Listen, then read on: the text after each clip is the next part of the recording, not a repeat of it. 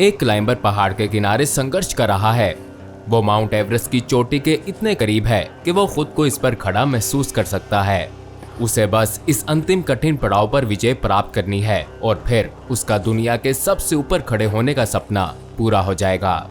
उसे अब जल्दी करनी होगी क्योंकि इस ऊंचाई पर हवा काफी तेज है और तापमान इतना ठंडा है कि आपका शरीर इसकी वजह से धीरे धीरे ढीला पड़ सकता है।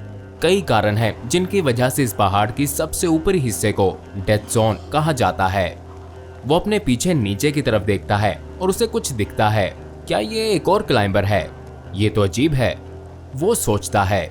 यदि वो अपने ग्रुप में सबसे पीछे था और उसके पीछे कोई और नहीं हो सकता था, ये फिर एक सोलो क्लाइंबर होना चाहिए। वो चलता हुआ नहीं दिख रहा है, वो तो बस उसे घूर रहा है और क्लाइंबर उसके ऊपर से अपनी नजर नहीं हटा पा रहा। अचानक से क्लाइंबर को अजीब लगता है। वो गर्म और कंफर्टेबल महसूस करना शुरू कर देता है। लंबी यात्रा से होने वाले सब दर्द दूर हो जाते हैं। वो एक छोटे से किनारे पर बैठकर आराम करने का फैसला करता है। वो उस सोलो क्लाइंबर को देखता है जो उसकी ओर आ रहा है। जिस आसानी से वो पहाड़ पर चढ़ रहा है, उसे तो प्रोफेशनल होना चाहिए। वो काफी तेजी से करीब आ रहा है। जैसे ही वो सोलो क्लाइंबर उस मुश्किल पड़ाव की तरफ आता है जहां क्लाइंबर संघर्ष कर रहा था, वो अपनी नजर उस पर से खो देता है। वो कल्पना करता है कि सोलो क्लाइंबर जल्द ही समिट पर जाने में उसे पीछे छोड़ देगा। लेकिन तभी सोलो क्लाइंबर उसके ठीक सामने आ जाता है। वो अपने हाथों को क्लाइंबर के कंधों पर रखता है और उन काले चश्मों के साथ उसकी आंखों में घूरते हुए उसे अपने करीब खींचता है। ऐसा लगता है कि वो उसे बहुत ताकत से अपनी ओर खींच रहा है और इसका विरोध करने के लिए वो कुछ नहीं कर सकता। क्लाइंबर चीखने की कोशिश करता है लेकिन वो कुछ नहीं कह पाता। हाय, मैं डॉक्टर बॉब हूँ और ये SCP-1529 है, जिसे किंग ऑफ द माउंटेन के नाम से भी जाना जाता है। लेकिन पहले मेरी ओर से एक पर्सनल रिक्वेस्ट है। SCP फाउंडेशन के आर्काइव्स में से कम जाने वाली एनोमलीज के बारे में प्रचार करने के लिए मुझे आपकी मदद चाहिए है। मेरी मदद करने के लिए आप चैनल को सब्सक्राइब करके, नोटिफिकेशंस को ऑन करके और फिर अपने दोस्तों से भी ऐसा करने के लिए कहेंगे। ये एक बहुत बड़ी मदद है और इससे मैं आपके लिए ज्यादा से ज्यादा SCP एनोमलीज की वीडियोस ला सकूंगा। अब चलिए वापस फाइल की ओर। SCP-1529 एक ह्यूमनॉइड अपीयरेंस रखने वाली एंटिटी है जो नेपाल में माउंट एवरेस्ट की चोटी के पास रहती है। ये केवल 8000 मीटर से ऊपर पाई जाती है, जिसे डेथ जोन कहा जाता है। यहाँ लंबे समय के लिए किसी भी मानव जीवन का समर्थन करने के लिए ऑक्सीजन लेवल बहुत कम है। ये लगभग हाइट और वेट में एक एवरेज ह्यूमन मेल के बराबर है और इसकी बाहरी अपीयरेंस नॉर्मल माउंटेनिंग क्लॉथ्स, जिसमें एक हैवी पार्का, पैंट्स और बूट जो पूरे सफेद रंग के होते हैं, शामिल हैं। इसका चेहरा पूरी तरह से एक बड़े हट से ढका हुआ है जिसमें केवल एक काला चश्मा ही दिखता है।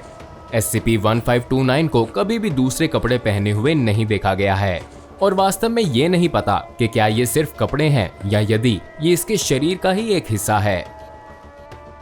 SCP फाउंडेशन को पहली बार 1970s में माउंटेन एवरेस्ट की चोटी के पास एक एनोमलस एंटिटी के बारे में पता चला, जब समिट पर क्लाइंबिंग एक्सपीडिशंस करना प्रोफेशनल और एमेच्योर माउंटेनियर्स के लिए आम हो गई थी। अफवाहें फैलने लगीं और एक मॉन्स्टर के बारे में बताया जाने लगा जो अनफॉर्चुनेट क्लाइंबर्स को मार रहा था। 1999 में जॉर्ज मेलरे, जिसे माउंटेन एवरेस्ट की चोटी पर पहुंचने वाला पहला व्यक्ति माना जाता है, उसकी बॉडी मिली और उसकी फोटोग्राफिक फिल्म बनाई गई। उन तस्वीरों से अब ये मालूम होता है कि SCP-1529 कम से कम 1924 के अभियान की शुरुआत में भी मौजूद था। सफिशिएंट डेलाइट और बादलों की कमी में चोटी को टेलीस्कोप की मदद से ऑब्जर्व करने पर SCP-1529 को पहाड़ पर बैठे या लेटे हुए देखा गया है, जाहिरी तौर पर मोशनलेस और इनएक्टिव स्टेट में। ये मोशनलेस पीरियड्स 17 मिनट से लेकर 8 महीने तक हो सकते हैं, जबकि एक्टिव स्टेट में इसे पहाड़ के ऊपरी हिस्से में चढ़ते हुए और उतरते हुए देखा गया है और ये कभी भी क्लाइंबिंग टूल्स का उपयोग नहीं करता और क्लाइंबर्स द्वारा लगाई गई रोप्स और लैडर्स को भी अनदेखा कर देता है। इसे पहाड़ के उन हिस्सों को आसानी से पार करते हुए भी देखा गया है जिन्हें एक्सपीरियंस्ड क्लाइंबर्स द्वारा बहुत कठिन या पूरी तरह से असंभव माना जाता है। इसके साथ SCP-1529 freezing temperature, extreme wind speeds या पहाड़ की चोटी पर ऑक्सीजन के कम दबाव से भी इसको कोई फर्क नहीं पड़ता है और इसे कभी भी ठोकर लगते, गिरते या अपनी ग्रिप छोड़ते हुए नहीं देखा गया है। ये अभी नहीं पता चला है कि SCP-1529 का एक्टिव या इनएक्टिव फेज होने का क्या कारण है। ना ही सबका कोई वेदर, टाइम ऑफ ईयर या माउंटेन ट्रैफिक से कोई संबंध है। इसका एक्टिव पीरियड घंटों से लेकर कई दिनों तक देखा गया है, लेकिन एग्जैक्ट टाइम निश्चित रूप से जानना मुश्किल है। 1529 को रात में ऑब्जर्व करना अब तक थर्मल इमेजिंग कैमरास के साथ भी असंभव रहा है, क्योंकि ये अपने अंदर कोई गर्मी पैदा नहीं करता है, बल्कि इसके शरीर का तापमान बाहरी तापमान के जैसा ही है। अपने एक्टिव फेज में यदि कोई ह्यूमन क्लाइंबर 8000 मीटर के निशान को पार करता है तो SCP-1529 उसकी ओर बढ़ना शुरू कर देगा और क्लाइंबर के रास्ते के बीच में आ जाएगा, या चोटी की तरफ चढ़ाई के बीच में, या फिर कैंप की तरफ उतरते समय। ये सोलो क्लाइंबर्स की तरफ जाना ज्यादा पसंद करता है, या उन लोगों की तरफ जो ग्रुप में सबसे आगे हों या जो सबसे पीछे रह गए हों। लेकिन जब कोई सोलो क्लाइंबर नहीं होता है तो तब इसे क्लाइंबर्स के ग्रुप को भी टारगेट करते हुए ऑब्जर्व किया गया है। जैसे ही कोई क्लाइंबर SCP-1529 की नजरों में आता है तो ये उनका ध्यान अपनी तरफ आकर्षित करेगा और फिर अपनी आंखें उन पर टिका लेगा, जिससे एक हिप्नोटिक इफेक्ट पैदा होता है।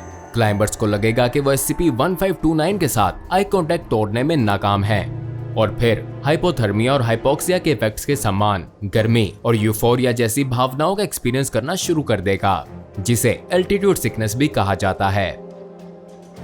विक्टिम जहां है वहीं बैठ जाने की जबरदस्त इच्छा महसूस करेंगे, और जब वो हिलना बंद कर देंगे तब SCP-1529 उनके बीच की दूरी जल्दी से पार कर लेगा। जैसे ही SCP-1529 विक्टिम तक पहुंचता है तो मौत लगभग निश्चित है, और बॉडीज की जान से हाइपोथर्मिया ही मौत का कारण निकला है।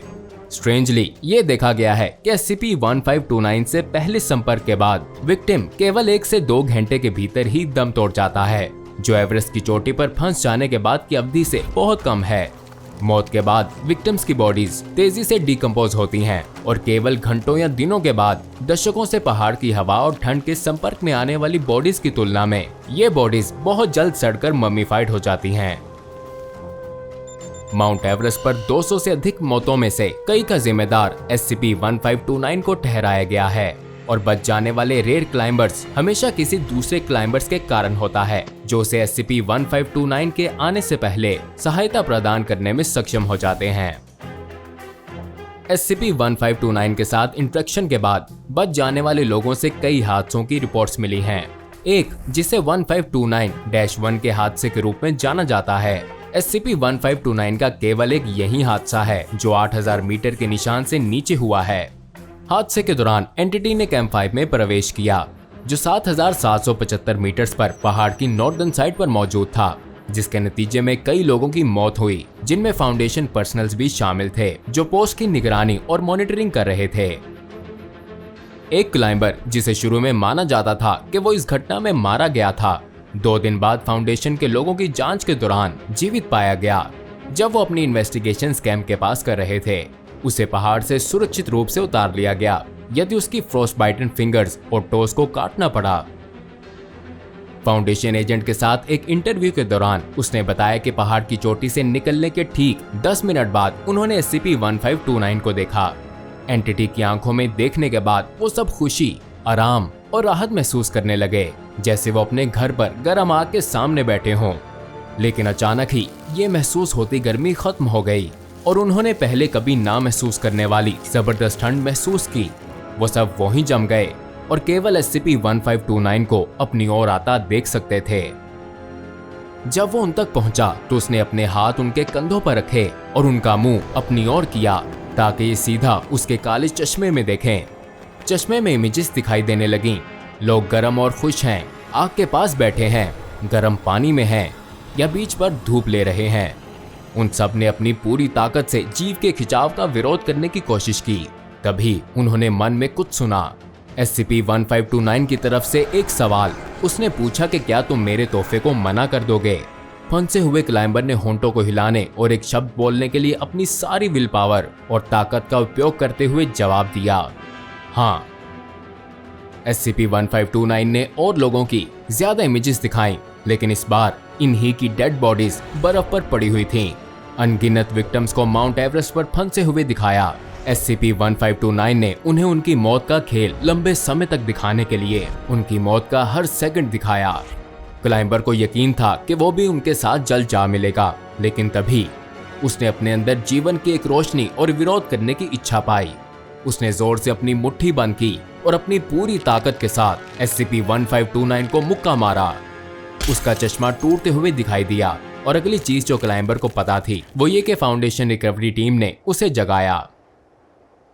इस एनकाउंटर के बाद क्लाइंबर ने फिर कभी किसी दूसरे पहाड़ पर चढ़ने का प्रयास नहीं किया। जब कुछ साल बाद उसकी मौत हो गई तो ऑटोप्सी से पता चला कि उसकी मौत का कारण एक्सट्रीम हाइपोथर्मिया, फ्रोस्टबाइट और सेरिब्रल एडमा था। इसके बावजूद कि वो पिछले 12 महीनों से ना ठंडी एनवायरनमेंट में गया था और ना ही 500 मीटर से ऊपर की ऊंचाई पर। SCP-1529 को यूक्लिड क्लासिफाई किया गया है और जब भी संभव हो टेलीस्कोप और सैटेलाइट द्वारा इस पर नजर रखी जाती है, जबकि टेलीस्कोप की ऑब्जर्वेशन में थोड़ी डिले वीडियो फीड का उपयोग करना चाहिए, क्योंकि ऑब्जर्वर्स ने SCP-1529 को वापस घूरते हुए देखने की सूचना दी है और हाइपोथर्मिया और फ्रोस्टबाइट के सिम्टम्स को महसूस करने के भी।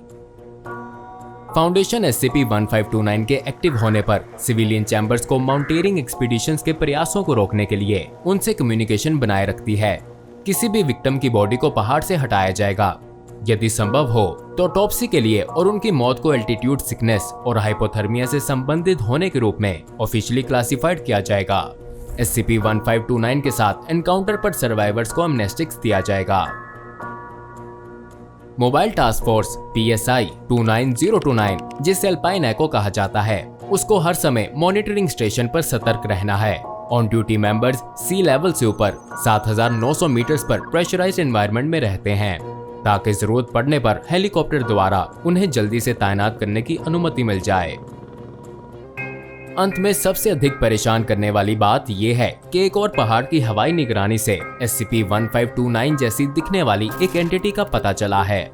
लोकेशन को क्लासिफाइड रखा गया है और लोकल गवर्नमेंट ने चोटी पर चढ़ाई करने से मना किया है, इसलिए ह्यूमैनिटी को कम खतरा है यदि फाउंडेशन इसकी और दूसरे पहाड़ों पर होने वाली अनोमलस एक्टिविटी की निगरानी करती रहेगी।